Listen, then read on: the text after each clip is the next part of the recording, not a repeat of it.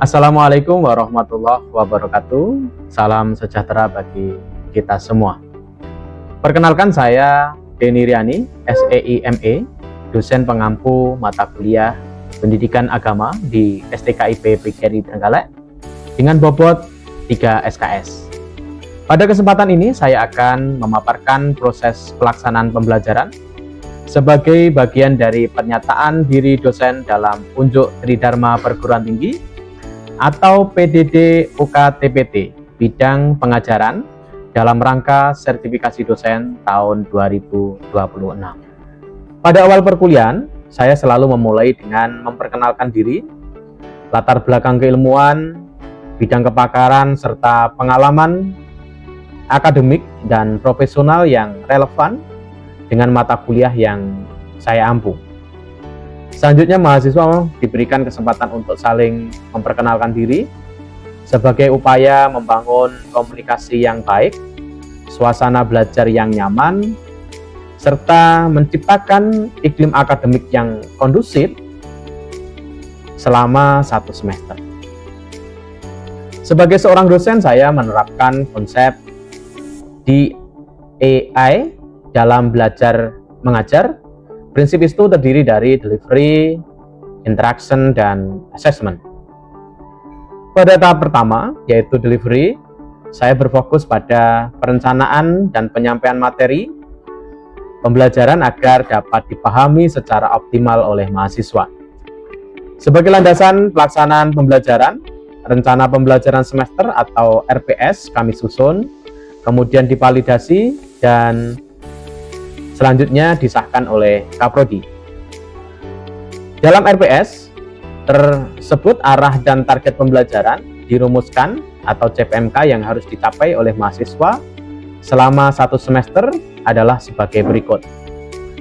1. Menjalankan esensi relasi manusia dengan Allah, dengan sesama manusia, dan dengan lingkungan alam dalam paradigma Qur'ani. CPMK 2. Menyajikan hasil penelaan konseptual dan atau empiris terkait esensi dan urgensi nilai-nilai spiritualitas sebagai salah satu determinan dalam membangun bangsa yang berkarakter. CPMK 3 mampu bersikap secara konsistensi terhadap koherensi pokok-pokok ajaran Islam sebagai implementasi iman, Islam, dan ihsan. CPMK 4 memahami esensi pendidikan agama Islam sebagai komponen mata kuliah wajib umum dan urgensinya sebagai nilai-nilai spiritualitas yang menjadi salah satu determinan dalam pembangunan karakter bangsa. CPMK 5 menguasai aplikasi konsep Islam tentang ilmu pengetahuan teknologi, seni, sosial budaya, politik, ekonomi, dan masalah kesejahteraan umat. Tahap kedua adalah interaksi. Dalam pelaksanaan pembelajaran, saya menerapkan berbagai metode yang disesuaikan dengan karakteristik materi dan kebutuhan mahasiswa. Metode tersebut meliputi ceramah interaktif, diskusi kelompok, problem-based learning, case method, presentasi mahasiswa, studi literasi, refleksi nilai-nilai keagamaan, serta pemanfaatan teknologi pembelajaran melalui LMS atau Learning Management System, media digital, dan berbagai sumber belajar yang relevan. Variasi metode tersebut bertujuan untuk meningkatkan keterlibatan mahasiswa, menumbuhkan kemampuan berpikir kritis, kemampuan komunikasi, kolaborasi, berpikir kritis, kemampuan komunikasi, kolaborasi, kemudian kreativitas, serta kemampuan memecahkan permasalahan yang dihadapi dalam kehidupan bermasyarakat dalam bentuk tugas proyek keberagaman dan praktek keagamaan di masyarakat sebagaimana kebijakan yang telah diatur di dalam MKWK atau mata kuliah wajib kurikulum. Tahap ketiga adalah asesmen. Untuk mengukur pencapaian CPMK, saya menggunakan berbagai bentuk penilaian yang telah dirancang sejak awal perkuliahan dan disetujui oleh seluruh mahasiswa dalam kontrak perkuliahan atau kontrak belajar. Rincian komponen penilaian yang pertama adalah atensi. Indikatornya apa? Kehadiran, keaktifan di dalam kelas. yang nilainya 10%.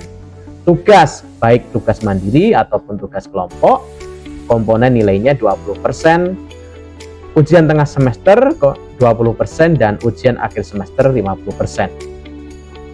Selain itu, dalam kontrak perkuliahan juga mencakup aturan kehadiran, etika akademik, tata tertib selama pembelajaran, mekanisme komunikasi antara dosen dan mahasiswa, jadwal perkuliahan, bentuk serta waktu pengumpulan tugas, pelaksanaan ujian, kriteria penilaian, hingga komitmen untuk menjunjung tinggi nilai kejujuran akademik dan integritas ilmiah. Penyusunan kontrak perkuliahan secara partisipatif diharapkan mampu menumbuhkan rasa tanggung jawab, disiplin, dan komitmen bersama dalam menciptakan proses pembelajaran yang berkualitas. Melalui tahapan pembelajaran yang sistematis, dinilai dari perkenalan, penyampaian RPS, penerapan metode pembelajaran yang inovatif, hingga penyepakatan kontrak perkuliahan, saya berupaya menghadirkan pengalaman belajar yang bermakna, efektif, dan relevan dengan perkembangan ilmu pengetahuan, teknologi, serta kebutuhan masyarakat yang berkembang pada saat ini. Dengan demikian, proses pembelajaran mata kuliah pendidikan agama tidak hanya menghasilkan lulusan yang memiliki kompetensi akademik, tetapi juga pribadi yang berkarakter, berintegritas, moderat, dan mampu mengimplementasikan nilai-nilai agama dalam kehidupan pribadi, masyarakat, berbangsa, dan bernegara. Demikian pengantar pelaksanaan pembelajaran ini saya sampaikan sebagai gambaran implementasi tugas profesional dosen dalam bidang pendidikan dan pengajaran sebagai bagian dari Tridharma Perguruan Tinggi. Berikut adalah rekaman pembelajaran dalam kegiatan perkuliahan. Baik, Assalamualaikum warahmatullahi wabarakatuh. Waalaikumsalam warahmatullahi wabarakatuh. Bismillah, alhamdulillah, la haula wala quwata illa billah, ma ba'du. Alhamdulillah rekan-rekan sekalian, kita ketemu lagi pada siang hari ini, mata kuliah pendidikan agama, pertemuan ke-14. Untuk itu marilah kita awali kuliah kita pada siang hari ini dengan melafadzkan Ummul Kitab Al-Fatihah.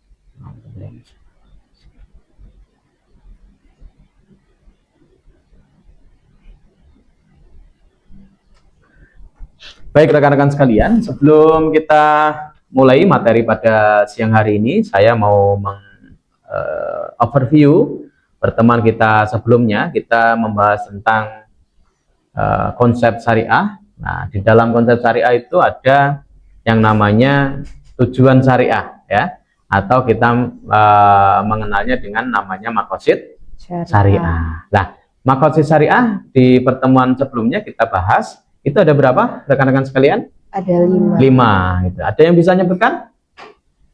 Saya, Pak. Oke, silakan. Ada Hifdzuddin, Hifdzuddin, Hifdzul Mal, Hifdzul Mal, Hifdzul Nasab, Hifdzul Akal, sama Hifdzul Hifdzul Nafas. Jadi menjaga agama, menjaga harta, menjaga jiwa, menjaga keturunan, dan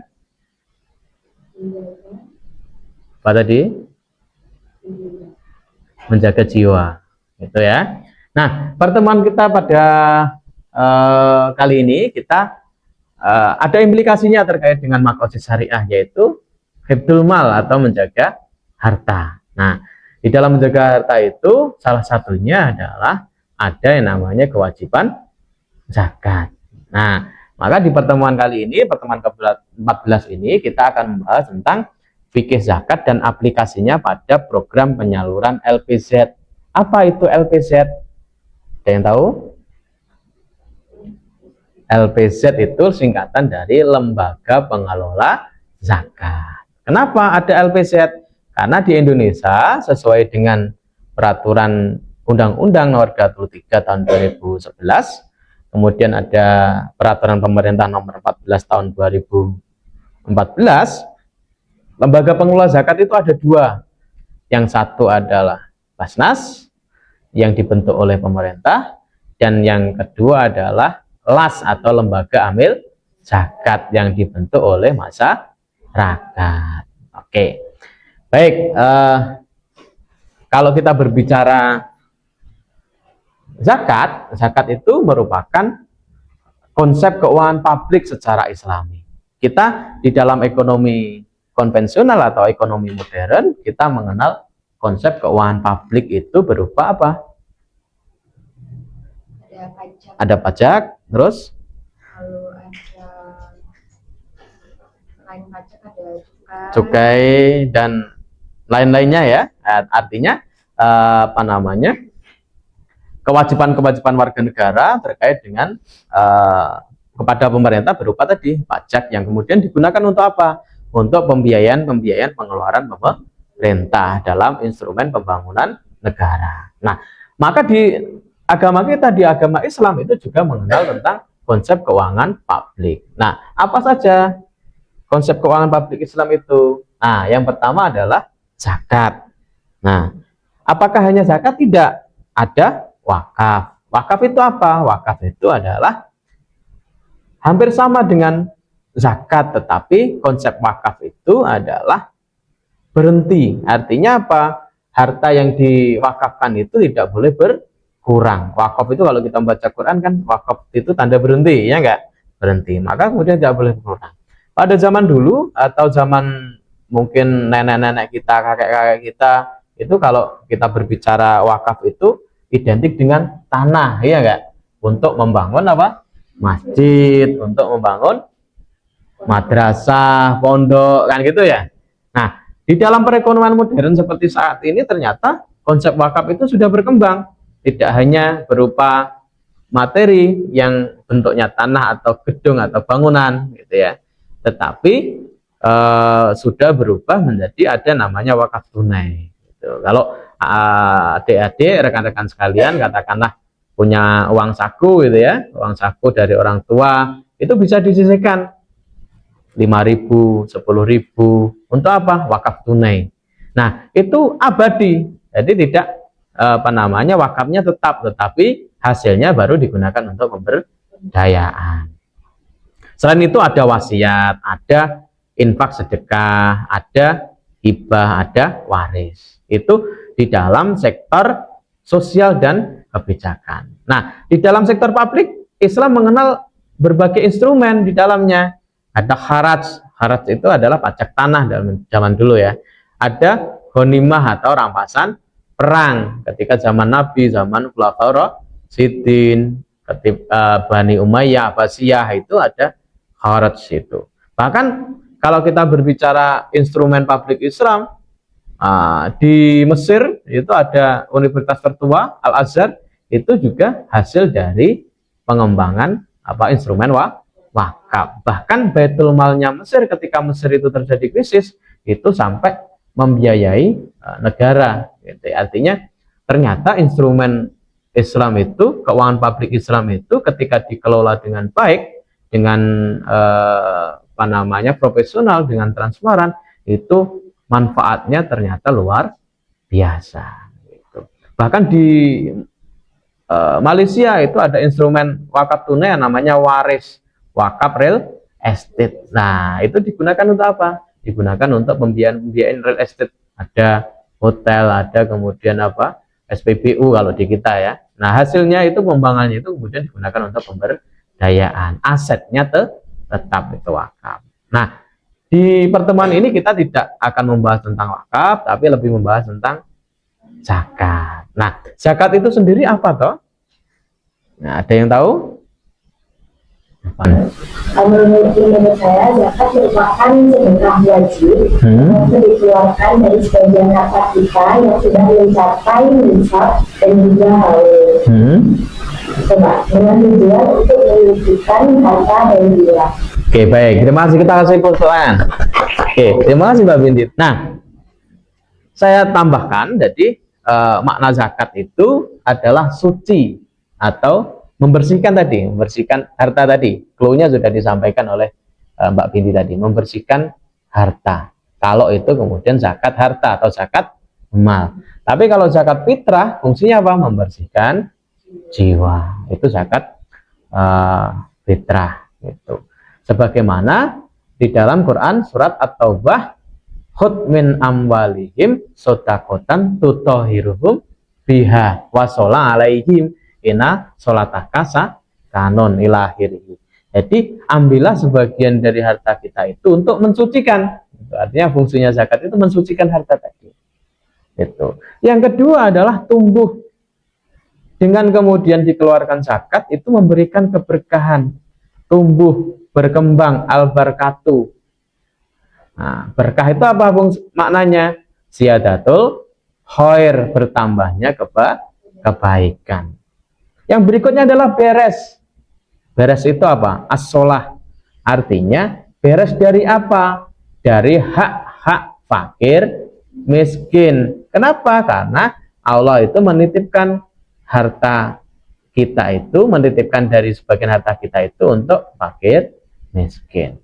Maka kemudian implikasinya dari kewajiban zakat itu ternyata ada 3. Yang pertama adalah kepada harta. Tadi, harta menjadi bersih, menjadi suci, tidak bercampur dengan haknya orang lain.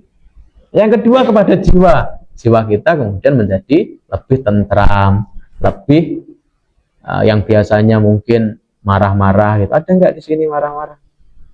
Nggak ada ya. Nah, itu kemudian ada implikasi itu kepada jiwa, jadi tenang gitu ya.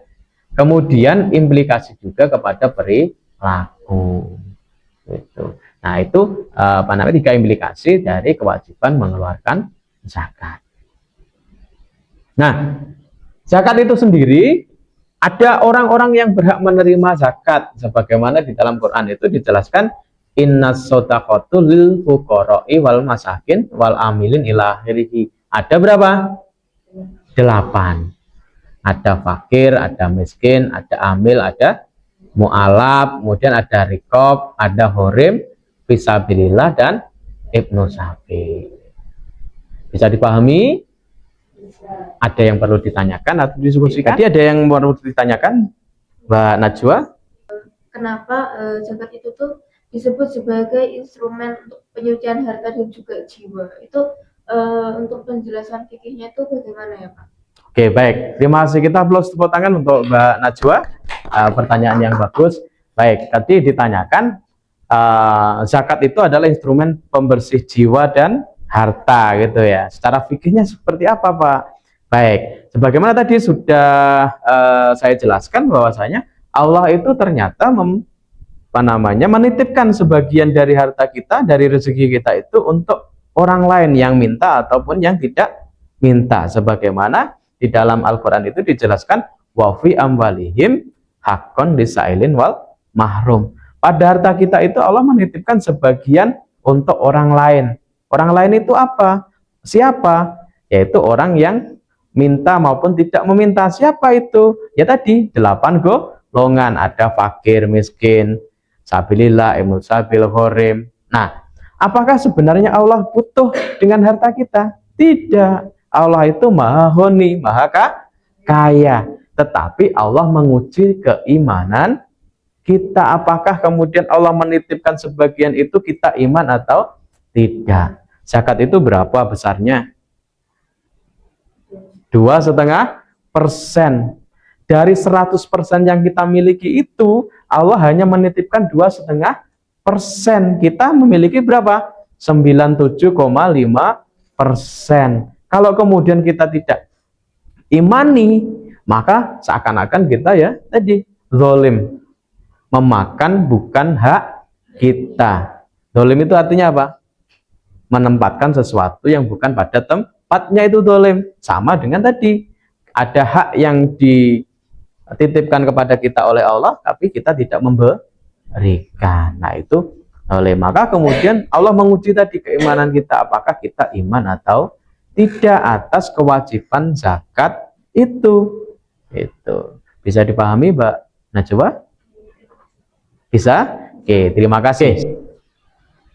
Kalau tadi kita berbicara tentang aspek fikihnya ya, tentang zakat, tentang kaidah-kaidah zakat, maka kemudian tidak abdul kalau kemudian kita tidak berbicara tentang bagaimana praktek baiknya pengelolaan zakat di Indonesia. Nah, kebetulan kita berada di Trenggalek. Maka kemudian yang paling dekat dengan Trenggalek itu pengelolaan zakat yang ada di Trenggalek itu saya mengambil contoh di pengelolaan di Basnas Kabupaten Trenggalek.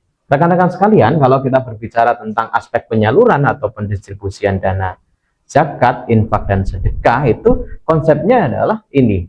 Pada hakikatnya, dana zakat itu adalah merubah mustahik yang 8 golongan tadi menjadi muzaki. Orang yang awalnya menerima zakat kemudian menjadi pembayar zakat. Maka kemudian aspek yang kita lakukan adalah ketika orang punya skill untuk usaha tapi kekurangan modal, kita bantu biaya modal. Dari modal itu kemudian berkembang, ketika sudah berkembang nanti bisa dibantu channeling. Biasanya kalau untuk mengembangkan usaha kan perlu modal juga, ya enggak? Nah, nanti sudah tidak Basnas yang bantu atau lembaga zakat yang membantu, tetapi kita channeling dengan lembaga mikro. Nah, di ekosistem keuangan syariah di Indonesia itu ada lembaga mikro syariah namanya BMT atau Baitul Mal wat Tamwil. Nah, itu bisa di-channeling ke pembiayaan itu. Maka kemudian endingnya adalah menjadikan kemandirian mustahik. Ketika sudah mandiri, yang terjadi apa? Dari yang awalnya menerima, ketika dikalkulasi, oh sudah mencapai apa tadi namanya nih? Nisab. Sudah mencapai haul, maka ada kewajiban mengeluarkan zakat. Nah, sebagaimana mapping literasi yang saya dapatkan dari Basnas Trenggalek, ternyata Basnas Trenggalek itu sudah mampu memberdayakan mustahik yang awalnya menerima kemudian menjadi muzaki. Ada beberapa yang ternyata setiap bulan itu yang awalnya menerima bantuan gerobak usaha itu ternyata sudah membayar zakat rata-rata setiap bulan dari keuntungannya. 2,5% dari keuntungannya itu 500.000 sampai 700.000. Itu kan luar biasa. Itu. Nah, coba kita potret bagaimana program-program yang dilakukan oleh Basnas Trenggalek. Nah, ternyata dana ZIS atau dana zakat infak sedekah yang dikelola Basnas Trenggalek itu digunakan untuk apa? Dalam program ternyata ada beberapa program. Yang pertama itu program Trenggalek Takwa. Nah, kalau kita lihat dari berbagai program ini, ternyata di Trenggalek Takwa itu dana ZIS itu dikelola untuk kegiatan dakwah dan advokasi, gitu ya. Kemudian Trenggalek Cerdas. Nah, Trenggalek Cerdas ini digunakan untuk dana ZIS itu digunakan untuk program-program beasiswa pendidikan, baik alat-alat pendidikan, bantuan operasional pendidikan ataupun juga beasiswa, ya, beasiswa kepada siswa baik tingkat SD sampai dengan mahasiswa. Nah, yang tidak kalah penting tadi ini, ruh zakat, memberdayakan mustahik menjadi muzaki. Ternyata di Basnas Trenggalek itu sudah seperti ini program-programnya. Tadi ya, yang sudah saya jelaskan ternyata sudah ada mustahik yang menjadi muzaki. Selain itu juga ada bantuan untuk kesehatan, ada bantuan untuk peduli, bedah rumah, kemudian bantuan biaya hidup bulanan, ini biasanya mungkin sembako ya. Kemudian ketika ada bencana itu juga dilakukan untuk bantuan-bantuan kebencanaan. Nah, rekan-rekan sekalian, materi kali ini, pertemuan ke-14 ini mungkin sampai di sini. Jika ada yang perlu kita diskusikan, saya persilahkan. Mungkin ada yang ditanyakan, silakan. Pak, saya ingin bertanya. Oke, baik. Mbak Binti, tadi ada yang mau ditanyakan atau didiskusikan? Silakan. Jadi kan tadi telah dijelaskan penyaluran zakat ya, Pak. Nah, terkait dengan penyaluran zakat, setahu saya zakat itu kan bisa disalurkan secara langsung maupun melalui badan atau lembaga zakat. Nah, apakah ada urgensi tersendiri kenapa seorang muzaki atau kita itu lebih baik untuk menyalurkan zakat itu melalui badan dan lembaga daripada kita menyalurkan langsung? Padahal menurut saya ketika zakat itu disalurkan secara langsung kepada penerima itu lebih praktis dan efisien. Oke, baik. Pertanyaan yang bagus, kita kasih plus tepuk tangan. Oke, baik Mbak Binti. Kalau kita berbicara tentang distribusi zakat atau penyaluran zakat ya, penyaluran zakat, apakah kemudian lebih baik ke lembaga atau kemudian sendiri-sendiri? Nah, sebenarnya kalau kita berbicara apakah kita salurkan sendiri dan kepada lembaga itu sah atau tidak? Kalau ada pertanyaan seperti itu, sah. Selama yang menerima adalah asnaf zakat tadi. Tetapi memang pembayaran zakat atau penyaluran zakat itu lebih baik kepada lembaga. Kenapa? Karena di lembaga tadi, yang seperti yang saya sampaikan tadi ya, ternyata lembaga itu punya program yang banyak gitu ya, yang mana program-program itu ternyata ada data-data yang kemudian masyarakat yang perlu dibantu. Nah, mungkin ada orang yang lebih butuh daripada orang yang di sekitar kita, gitu ya. Nah, misal tadi, sehingga kemudian di lembaga zakat itu pengelolaan lebih terukur, lebih terencana, ada impact yang lebih besar. Maka kalau saran saya, membayar zakat itu lebih baik kepada lembaga. Kenapa tadi? Impact-nya lebih besar, walaupun sebenarnya membayar zakat langsung kepada penerima yang selama itu adalah mustahik, penerima zakat itu sah-sah saja. Gimana Mbak Binti? Sudah. Oke, terima kasih. Baik, terima kasih rekan-rekan sekalian. Pertemuan kali ini mungkin kita cukupkan ya. Pertemuan ke-14, mudah-mudahan semuanya dalam keadaan sehat. Kita syukuri pertemuan kali ini dengan melafadzkan hamdalah bersama-sama. Alhamdulillahirabbil alamin. Qulu qali hadza qabulandim.